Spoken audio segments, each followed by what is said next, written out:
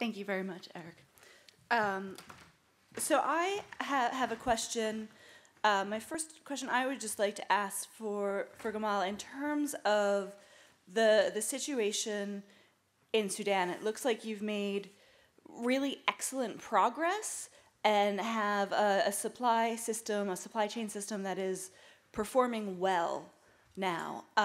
And given the challenges within supply chains and all of the needs within the health sector that I think some of the other presenters have also shared, how do you continue to advocate for maintaining the level of investment when there are other parts of the health system that are poorly performing, and there's probably an inclination to target more resources there? So how, in a well-performing system, do you advocate that you still need those resources to maintain that?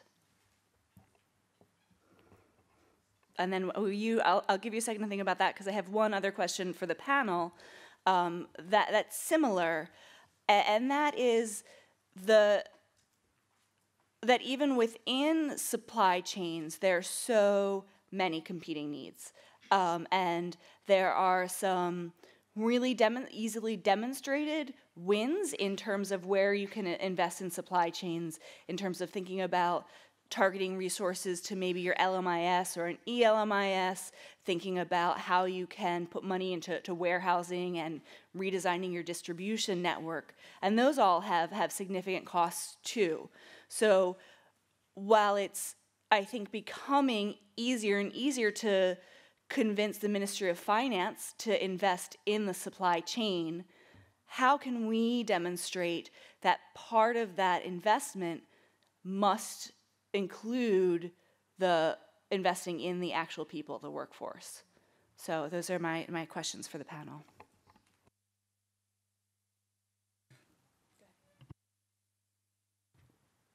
To answer it right now? Okay. Actually, we have this, our budget on annually approved from the Ministry of Finance, but we are self-financing. Actually, the Ministry of Finance took no money from us. And the Ministry of Finance itself has a very huge program of distributing free medicines. This is a long story, but they distribute free medicine financed by them. So every year we show them, if you want to make value for money from the money you pay to us to distribute some medicines free of charge. So we need this budget to invest in people, to avoid expiration, to avoid over quantification, to have a very good quality medicine for the money that you pay to us. So this is some sort of negotiation with them every year. After we go back from here, you are going to take the same performance in this year to get them the same money for the next year for the human resources development. So sometimes even they visit us to see how the work is going on and how the money that they pay for us, how they and visit some health facility to make sure that the money is distributed free for charge for the people who have to. I'm not sure if this is how we maintain the on annual basis they increase the budget for the training and the human resources development. Thank you very much. So the question about how to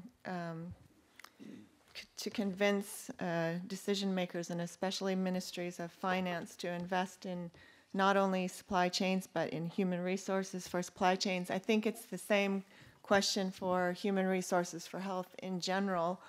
I think for since 2006 and the World Health Report release, we've been trying to advocate for that. And I think you need the data for sure. The report that came out last year at the Received Global Forum on Human Resources for Health, which the title is basically No Health Without a Health Workforce. One could make the same case for supply chain management. There's no supplies without the supply chain workforce. You can have plenty of warehouses and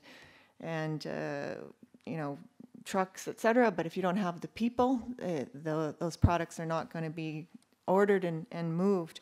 I think in a lot of vertical programs, there tends to be an assumption that the human resources are there and all they need to do is be trained. And I'm hoping we can start to show that this is not the case. And even in the general workforce, we may have a ratio to say you have this many doctors per population, but the doctors are all in the urban areas and they're not out in the rural areas. So again, the metrics we use and the data we have can be convincing of the need to invest in this area. Thanks.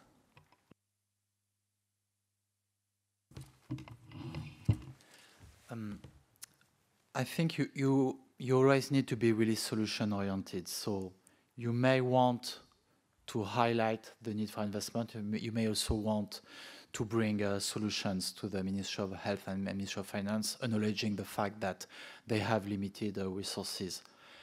And it seems to me, and maybe Rebecca would agree or disagree, but contrary to other sectors of human resources for health, here, when we talk about supply chain workforce, the investments may be limited.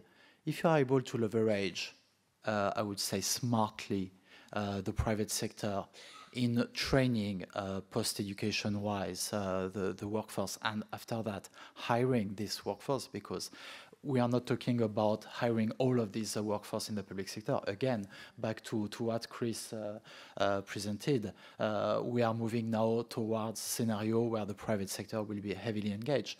So I have the feeling that there is a scenario where we will be able to show to the government, to the Ministry of Finance, that the investment can be somehow limited on the public side, and the outcome could be really huge in terms of outcomes. I think those are good points, and I'd just like to mention it's all about ultimately convincing anybody who holds the purse, whether it be Ministry of Finance or where they get their money from, which is the Parliament. It's all about the numbers, and it's about being comfortable with those numbers. So in the supply chain for health, we talk about the need to move beyond the doctors and the pharmacists as the people who operate the supply chain. Doctors and pharmacists are not trained to talk in terms of numbers. They don't generally have MBAs, right? So they're not comfortable with that. Some people are pursuing the MBAs and they're getting more comfortable, and that's fantastic. But we need to be able to quantify, not just drugs, but personnel. What Namibia did, 156 people needed, of which there are 8. Wow, that's a powerful number. That's a convincing number. What Dr. Gamal did in Sudan with the metrics that he was using, those are convincing arguments. It's evidence. It shows impact. And that's how we need to talk to the people who hold the purse. Great, thank you very much for those insightful answers. So now I'm gonna turn this to folks in the audience, and I see a lot. Okay, so 1, 2, 3, 4. We'll start there with those of you with the microphones. If you can do that, there's 1, 2, 3, and then 4, please. Thank you. Edgar Barias, Management Sciences for Health. Since human resources work in supply chain deal with valuable goods, medicines, I think that actually the investment in this group of workers saves money. And I think that we haven't made that argument good enough. And that's something that cannot be claimed for other workers in the public sector or private sector. So I would like the reactions of the panel if building this case with solid numbers that the colleagues of the World Bank said is something that will make a solid argument to invest in this corridor of resources. Thanks.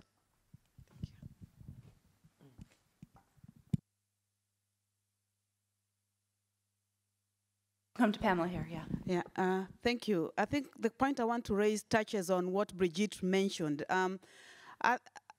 There's still a focus on HR for supply chain, and I appreciate we have to start somewhere. But my concern is that supply chain does not exist on its own. It exists within an environment.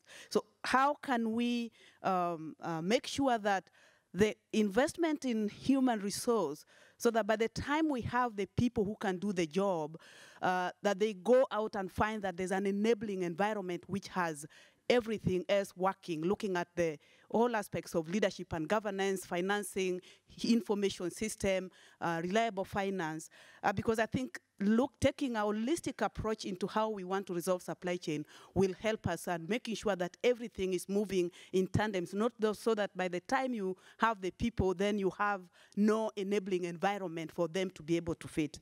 I also want us to probably consider how we can move away from mixing up capacity development and training, and move away from linking, always thinking that because we've trained people, we have built capacity.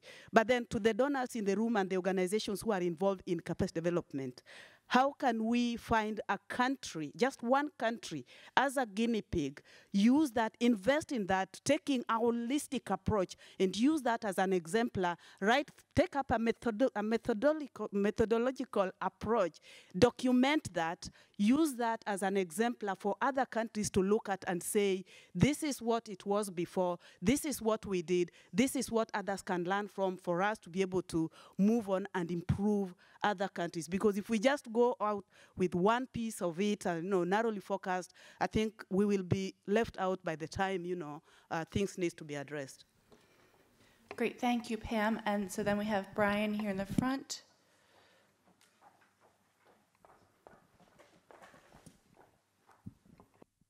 Thanks a lot, Bridget. Brian Sarumaga from GSI. He says one question. Could I also make one comment very quickly? My question is for Rebecca about the workforce indicators for staffing needs tool. I think it's a very fascinating tool. I just have a question about if there are any strategies that could be actively applied when using this tool to take care of some of the cultural nuances about our understanding of workloads in the different countries. So an 8-hour workday in the US is not exactly the same as an 8-hour workday in Uganda. And what exactly is done in those 8 hours varies very differently from the two cultures. Not to say that one culture is better than the other, but they're just different. So are there any strategies that can be taken when applying this tool? And I know you have a manual, I think. I will read the manual, but just if you could just comment about it, that would be helpful. Then I would just like also to make a comment for Mr. Gamal about, I think I might have misunderstood this, but I did see something on your slides about using the BNF prices as a comparator for the prices for branded drugs that you might supply. I think this might actually be putting you at a slight disadvantage, because the way the prices in the BNF are set, it's basically based on how much has been provided in the drug budget in the National Health Service in the UK. And obviously there are two different countries, different GDPs, different resources for health. So the approximate amounts that these drug companies that make these branded drugs can actually be allowed to charge in these markets are very different. So I don't know if you use the International Drug Price Indicator Guide at all, or if you think that has any value at all for Sudan. But my hunch is that perhaps that might be a better indicator for the prices for these medicines, but I would like to be elucidated on that. Thank you. Thank you very much. And I think there is one more question over here.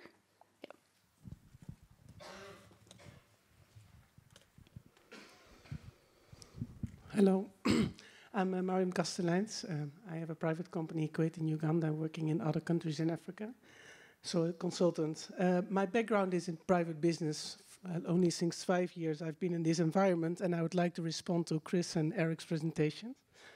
I thought they were very interesting, and especially when Chris started talking about what would a minister have to do and what would somebody do in private business, I thought at first that he was going to say, okay, he's going to set targets and translate those targets into the rest of the organization.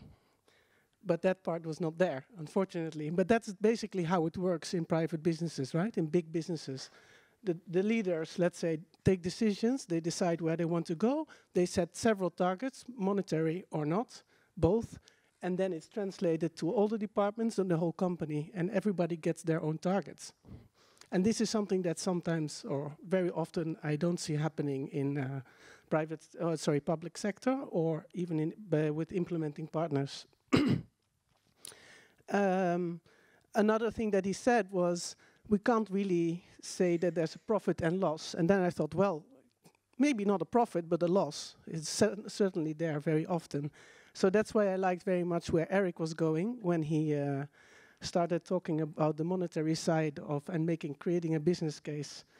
What I've seen very often is that people working in this environment don't really see the value of the product that they're handling. I've been asking sometimes implementing partners or even government employees, okay, what's the cost of what you have lost? And sometimes the value, the price is not even in the system. You know, it's just quantities that are in the system. So I feel that that's also a part that's really missing. And starting with a business case like Eric started with, I think that already makes things more monetary from the beginning. My question is, sorry for all my comments, my question is how can World Bank and PTD and or start making things a bit more monetary and making the business cases for indeed investing in supply chain and in human resources in supply chain. So what can we as a team, as a group, do about this? And that's for the full panel. Thank you.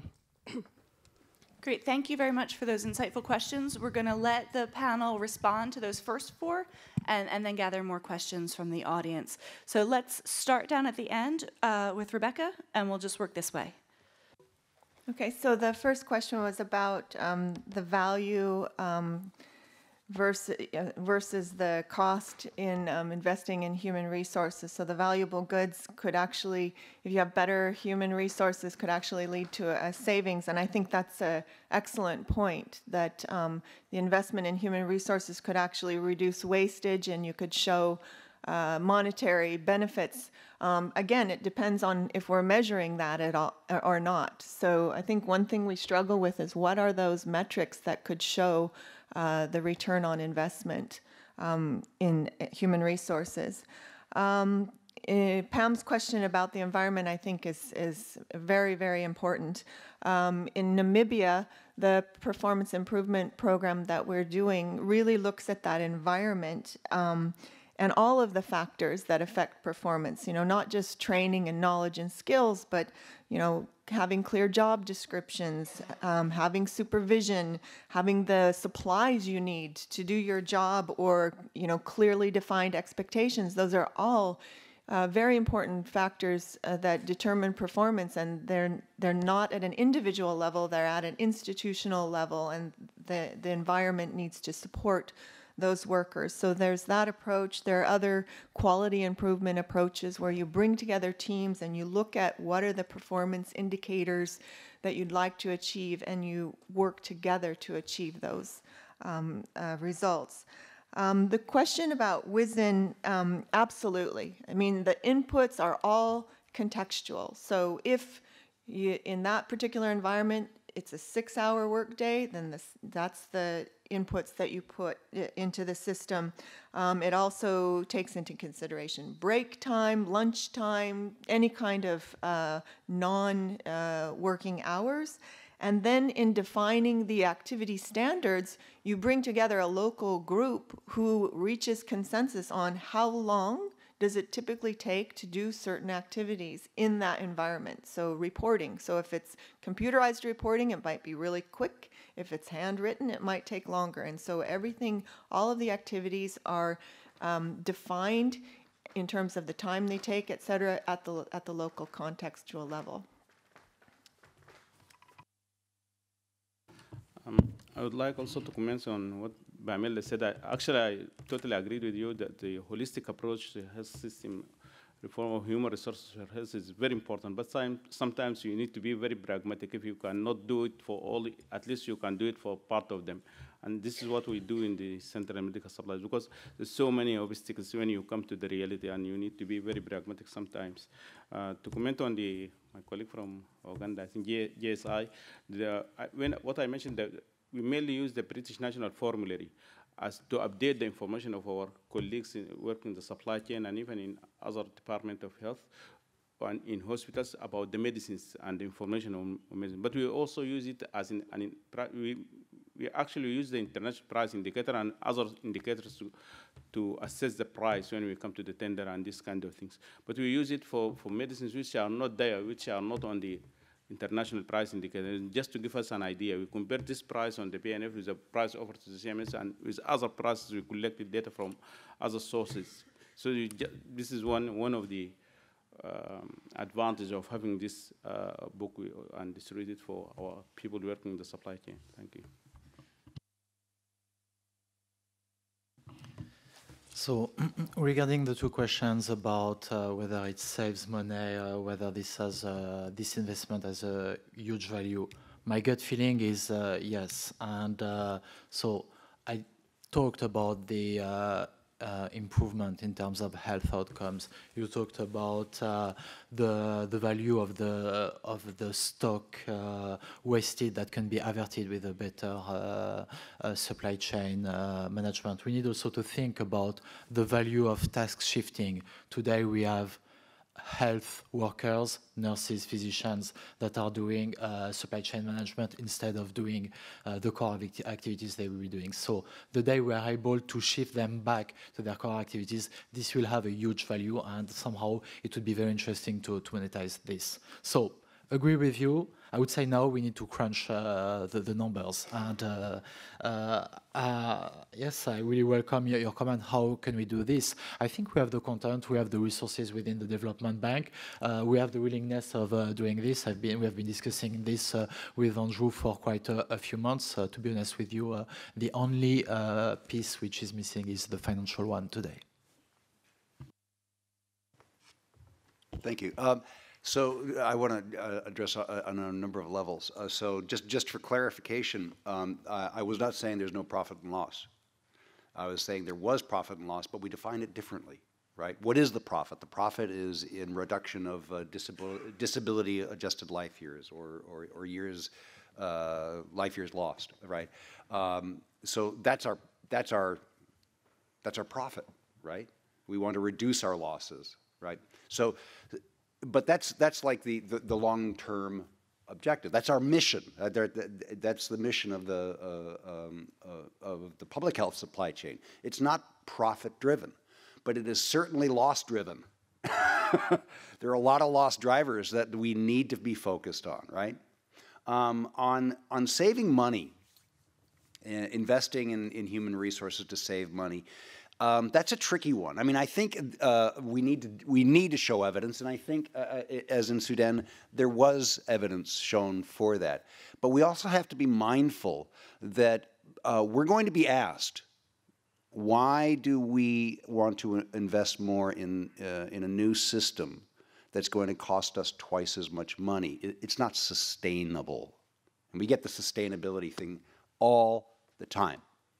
And in some of the countries, we have seen that in order to achieve the product availability we want, it costs 2 or 3 times more money than is currently being spent.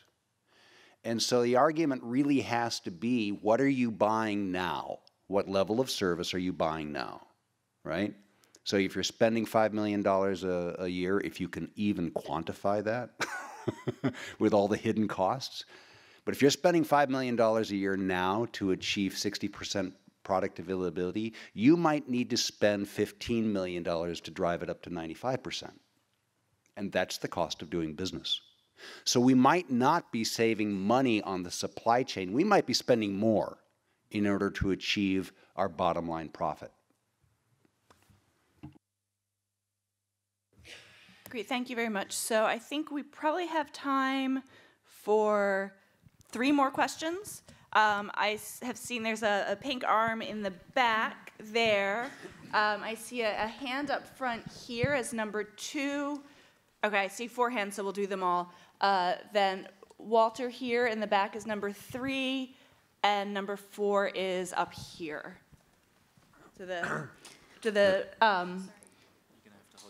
Yeah, can everyone hold their hands back up again? Those 4 people.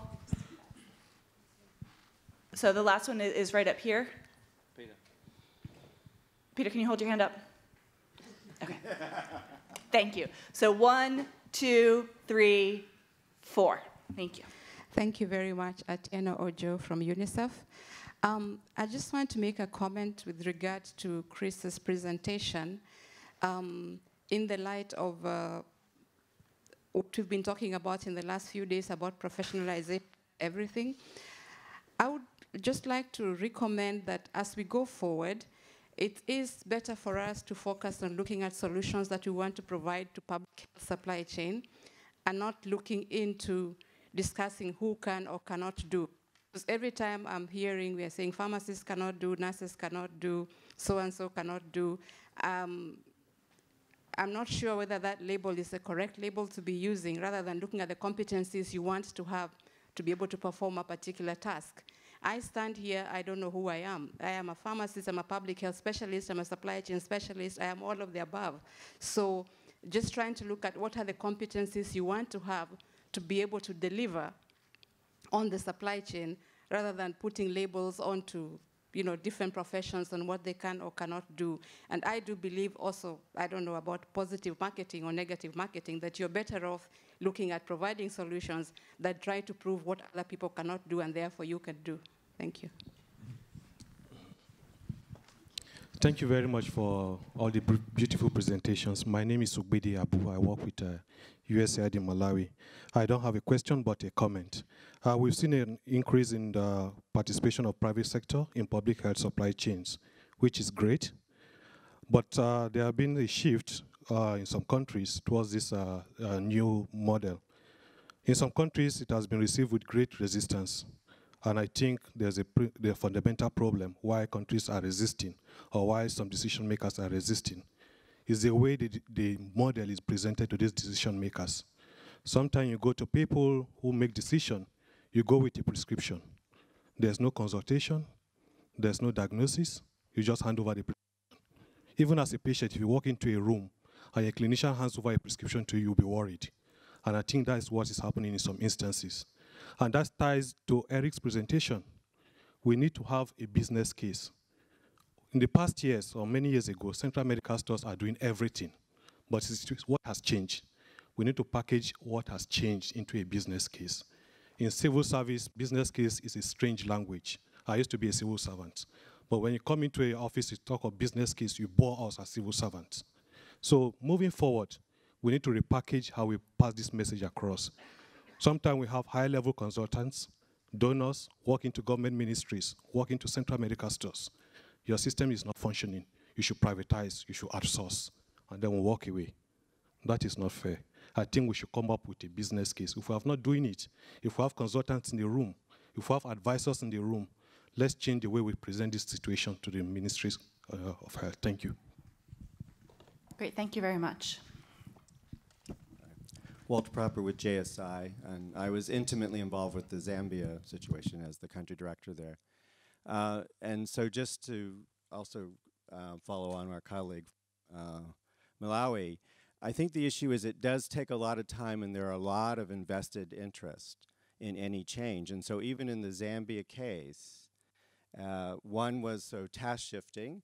It was made a case that there weren't enough pharmacists in the country. There wasn't producing enough pharmacists. In some cases, the brain drain is Namibia and other countries touching it.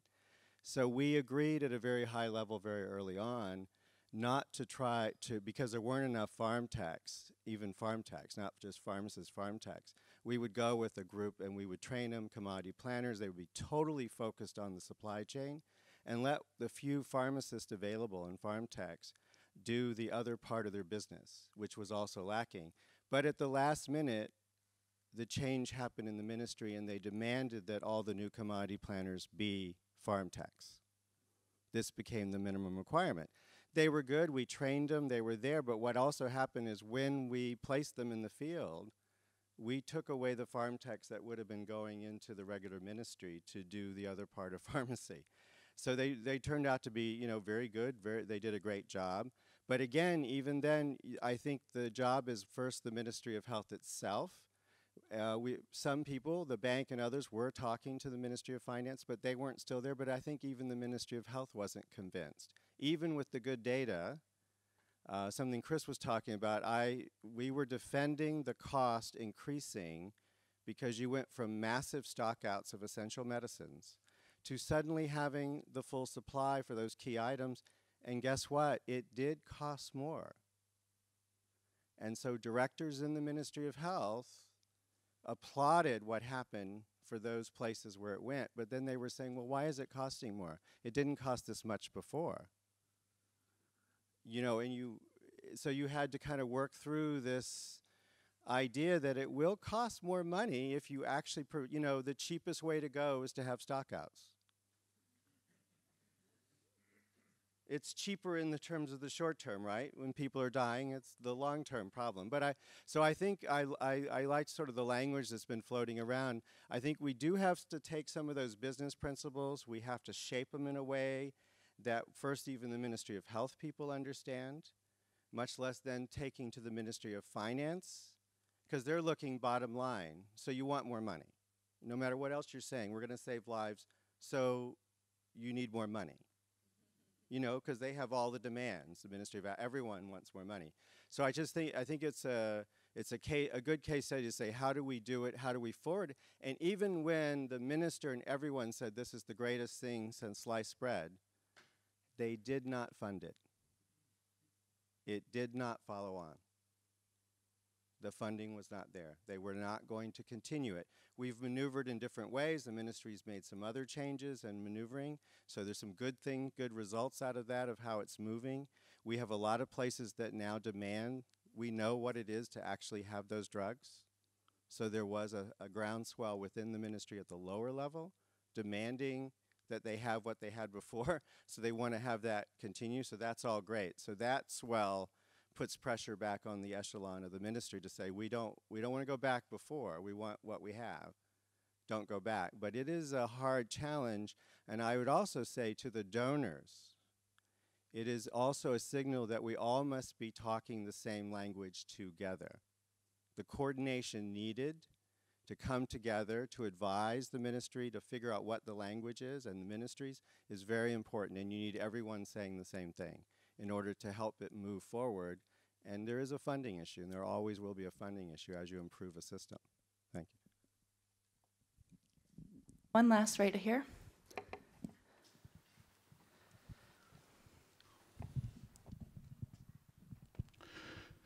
Good morning, Peter Zink from the United Nations Population Fund. Today is my fourth day on this People That Deliver session, and it's been very useful and very inspirational, and I'm very, very fortunate to have had the panel to listen to. During the 4 days, I've seen that there's a spectrum of scenarios of different ranges of central medical stores, one that is struggling to one that is setting the lead, and I was quite impressed with some of the tools that are now available to be able to help these central medical stores develop. And so I have a comment and a question. In each of these scenarios, the session is on what evidence supporting human resources. So you have countries like, developed countries like the US, that's already outsourced most of it. So the private sector seems to be the solution. And Chris's session seems to say, look, let's try and outsource. Yesterday's session with Ian was saying, look, profit is not a sin. You know, commercial, if you talk sustainability, you have to talk commercial viability. And then you have scenes of middle-income countries like the likes of Malaysia that have now been able to commercialize their central medical stores. Today, it's a publicly listed company. So there's an evidence for you that even... And then the focus for our session in the last 4 days has been these people that deliver countries, Ethiopia, that are struggling with funding. And I'm quite impressed with how Ethiopia has gone. So the question to the panel I have is, what evidence is there to guide these different scenarios of these different countries that if you are, for example, in the case of Ethiopia, you have got a revolving fund, to even better your profit margin, and then other countries, you now have tools that are available which can analyze more effective. Not to show that I've confused the panel. Thank you. Thank you. That's an excellent question, and I think I'll just add on to that as well. That in addition to thinking about, what are the business cases and the scenarios to consider to guide those decisions on what model to move with, when you're moving in a transformative way, how do you allocate the resources needed to support the current needs, as well as the resources needed to support the future transition and building that up? I'm thinking particularly if you're moving from a supply chain that's fully within the public sector and has significant needs for investment in that human capital within the public sector, and you're also trying to build up the private sector to be able to shift to a more stewardship model, how do you allocate the resources between the two? And so maybe we'll start with Chris this time and work down that way.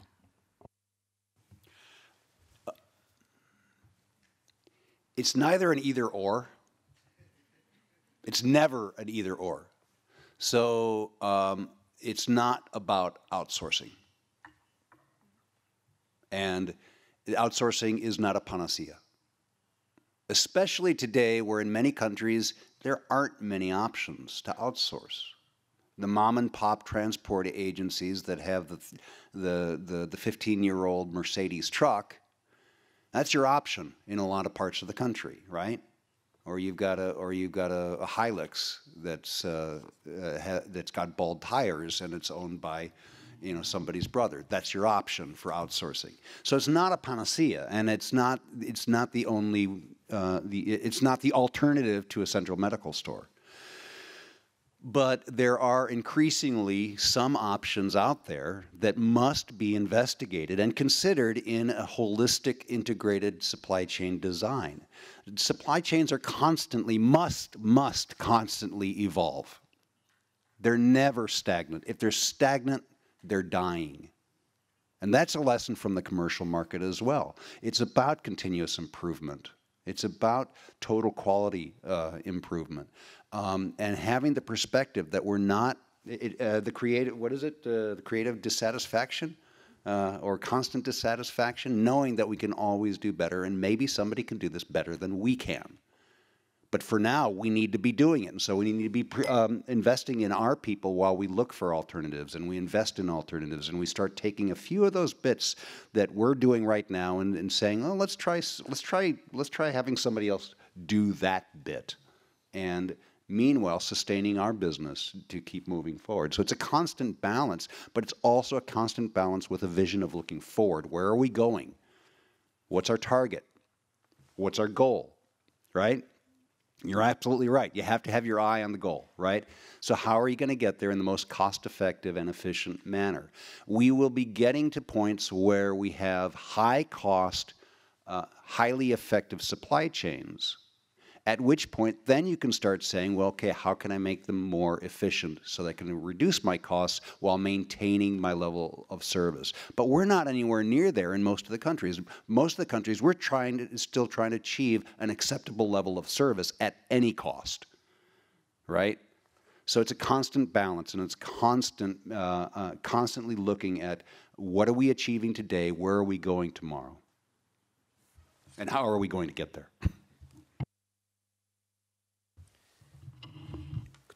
To quickly build on this, and I fully agree with Chris, there are a couple of prerequisites to outsourcing. First, you need to make sure that the government has the capabilities to manage such complex outsourcing contracts. It means that the donors need to strengthen the procurement units within the government. And here we are not talking about buying medicines. This is really a different type of procurement. This is really managing the performance of a contractor, and many governments are not there yet. And you need a private sector which is mature enough, which can provide high-quality services. Today in Tanzania, you have 180 private wholesalers. Is the market mature enough, consolidated enough to provide good alternative? I'm not so sure. I'm working in DRC. At the beginning, I wanted to involve the private sector in strengthening the supply chain in DRC, and I quickly realized that this is not possible today. This is not likely possible tomorrow. So really, and you need to think about market segmentation based on the volumes and the value of your commodities. Some commodities may be more outsourced, whereas some others you may prefer them to stay within the public health sector. On the question of resources allocation, for me, I don't really think this is really an issue. I think in the developed countries, you can see many spin-off of public institutions, and at some point you have these people who are working for public institutions that are moving to spin-off startup companies in a private sector environment. So I don't believe that. I really believe that this is an issue that you can easily manage. And last thing, I wanted to thank you very much for the 2 comments about Malawi and Zambia. I really believe that we are on the same page. This is why I insisted on the fact that a standalone business case does not make sense. You really need to understand the environment. This is why I talked about political economy. There are strong vetted interests, as you all said, and you cannot be naive about this. You need really to integrate this when you have this policy dialogue with the government. The business case is one piece of it. It really brings some evidence around this. You really need to think about what are the data that has been recently generated in the country that is supporting this business case.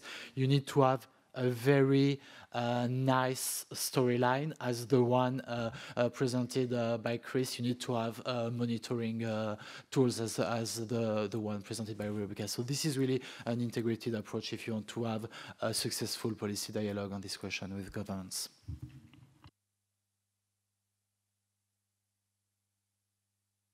Okay, I'd like to respond to the comment about saying certain people cannot do things and others can. I think it's a good point, and I think we do need to think in the short term and the long term. You know, what kind of human resources do you have now? What are their skills, and how can you rationally utilize those human resources like any other resource? But then with a long-term vision of thinking about what are the competencies needed, how can they be developed, which is what we call a needs-based and competency-based approach to education and training, and to think about education and training as an investment that should be done in an effective and efficient way. So investing in training people, educating people in one thing, and then asking them to do something else and retraining them isn't particularly the best use of resources. So just thinking in those terms of how, you know, what's actually needed, and that's where the competency compendium is very helpful in the workforce, what's needed, and how can we evolve and transform the education and training to meet those needs in the actual health labor market. And it's, you know, even in the general human resources for health area, new cadres are evolving, clinical officers, nurse practitioners, etc. You know, I think we can think the same way in the area of supply chain management and know that there will be resistance, because when, you know, as soon as you add a cadre, other cadres are a bit threatened by that. So it's all, you know, about discussing, talking, reaching consensus, bringing stakeholders together for a common cause of efficiently delivering services and making sure that patients get and clients get what the medicines and services they need.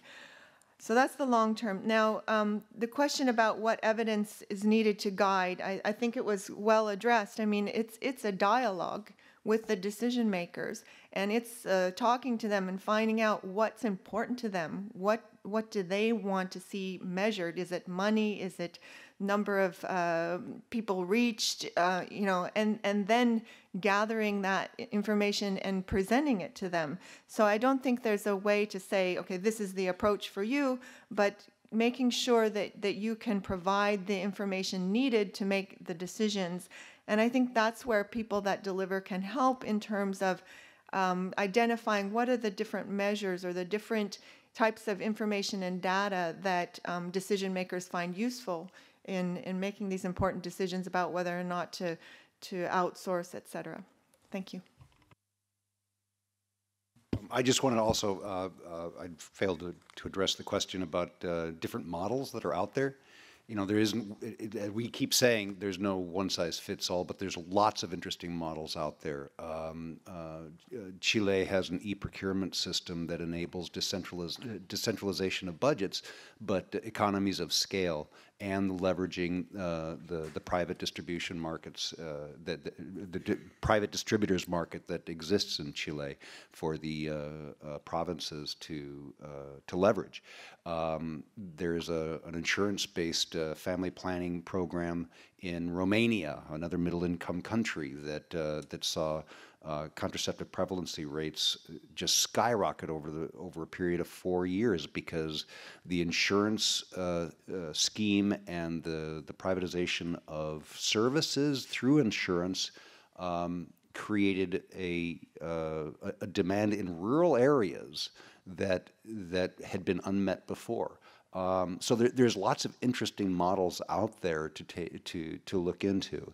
Indonesia is also pursuing the e-procurement idea, but with the additional aspect of the further away you are, unfortunately, the more you pay for that commodity. If your province is out in Irian Jaya or Papua, they pay more than Java because that's the market. But they still take advantage of an economies of scale where it's a national framework contract with multiple sourcing. So there's lots of interesting middle income models to draw from.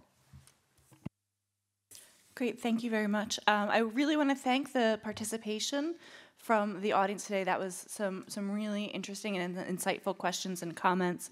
I really want to appreciate the panel. I hope that people are leaving here with more questions than answers, and I hope that doesn't feel frustrating. I think that's really important, and I think one thing we've really learned is that there are a lot of different options. There are a lot of different ways forward, and what you need to start with to figure out the right option country by country is knowing what the right questions are to figure out what evidence you need to build that business case. So I hope you have a lot of questions and you're thinking really hard about that as we move into the tea break and as we wrap up today and you head home. I'm going to pass off to Andrew, who has a couple more comments and then some logistics updates, and we'll move into tea break. Thank you. I don't want to keep you from coffee, but I think from an executive manager of the initiative's perspective, there's some things you'll find helpful. That social accountability piece is something that I'm realizing is missing from the initiative. It's a fantastic poster upstairs from Indonesia where the social accountability shows how patients of HIV/AIDS interact with the government in order to demand availability. I'd suggest you have a look at that. And something that's on my agenda is how to increase social activity. Make sure you see the other posters, which are also in Lounge Area 1 and in the foyer next to the Harry Potter staircase. In terms of sometimes you can have all of these things moving around and how do we move forward, I think there's a couple of key elements for countries. One is to be looking at countries, donors, partners. Who are the leaders of change? Who are the leaders we need to be equipping in a country context to be these levers of change? Do they have a mechanism such as supply chain working groups in country that are bringing the partners together in order to have the dialogue about what's relevant for that environment? And I have a comment from Maeve on my shoulder is that we're looking at incremental improvements. There's not going to be transformational change overnight with what we're talking about. This afternoon, there's a presentation from the Interagency Working Group. Now, the Interagency Working Group is where the donors are coming together to try and choose a couple of countries where they can coordinate in order to make change together to see if they can show how they can do that. So make sure you stick around as part of the last session. One of the strengths of people that deliver is bringing partners together, and you've seen a lot of examples about this over the last couple of days. And so I'll be working with Eric in order to put together a little two-pager about the need for this business case, and together we will be putting that out to the donors to try and position this piece about that. On your programs, you'll note in the next session that there are 2 tracks. Track 3 is in here, looking at workforce development, which will be a quick-fire series of presentations from countries about what they're doing in workforce development. Next door in track 4 will be a 2-hour workshop on using the human resources for supply chain management assessment guide and tool. This will be hands-on. How do you use the tool? What's it mean? With examples, etc. So that will be the division between the 2 rooms. So think about that, whether you need to understand that tool better to apply in your country, or whether you'd like some more workforce development updates. Tea is now, and we will resume at 11:10 back here, and I'll begin herding at about 5 past. Thank you so much.